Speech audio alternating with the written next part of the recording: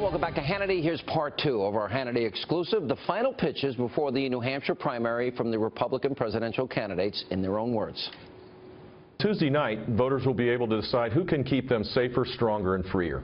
I have detailed plans to do just that, and a proven record that they can count on, a record of cutting taxes, of reforming our schools, of deregulating our economy so that we led the nation in job growth in Florida during my 8 years. We need to bring that philosophy to Washington, D.C.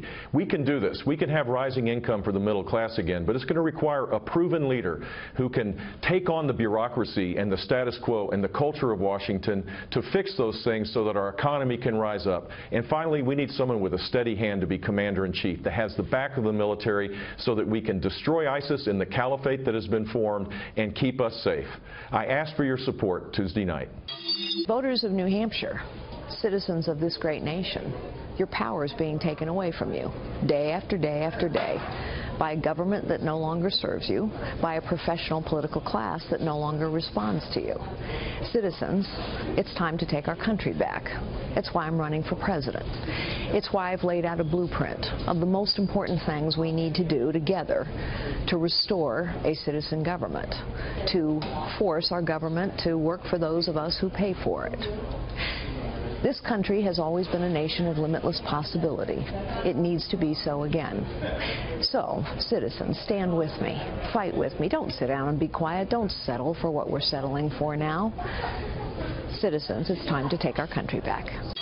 I'm delighted to be in New Hampshire. I've been in here, I think, 14 or 15 times.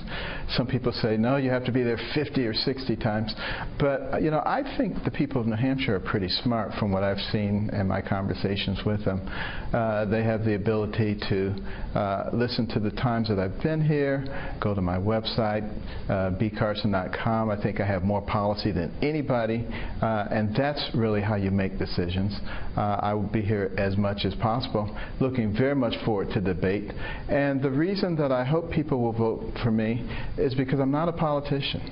And I'm not going to do the things the way politicians do. I don't accept money from special interests. I don't accept money from billionaires who want to influence things. So it's going to be different, no question about it, but that's what we need right now.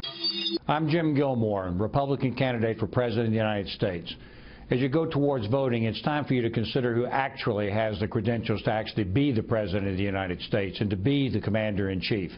I'm the former governor of Virginia, former elected prosecutor, attorney general, and chairman of the National Commission on Terrorism and Weapons of Mass Destruction.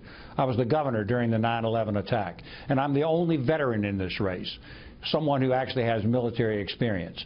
I'm a person who actually cares about the rights of veterans and the reforms necessary to look after veterans in this country, and I know what to do in order to achieve that.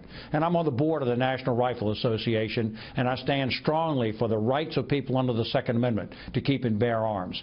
And the real credentials that I have to address the international challenge that we're facing today, not only from the nation states like Russia and China and Iran and North Korea, but also from radical Islamism around the world. I have the experience and the program to keep America safe and to do what's necessary to be the real commander-in-chief and a real president, not just for everybody else, but for the people of the United States. I'm not a candidate that's throwing insults back and forth. I'm a candidate who actually wants to serve you as President of the United States.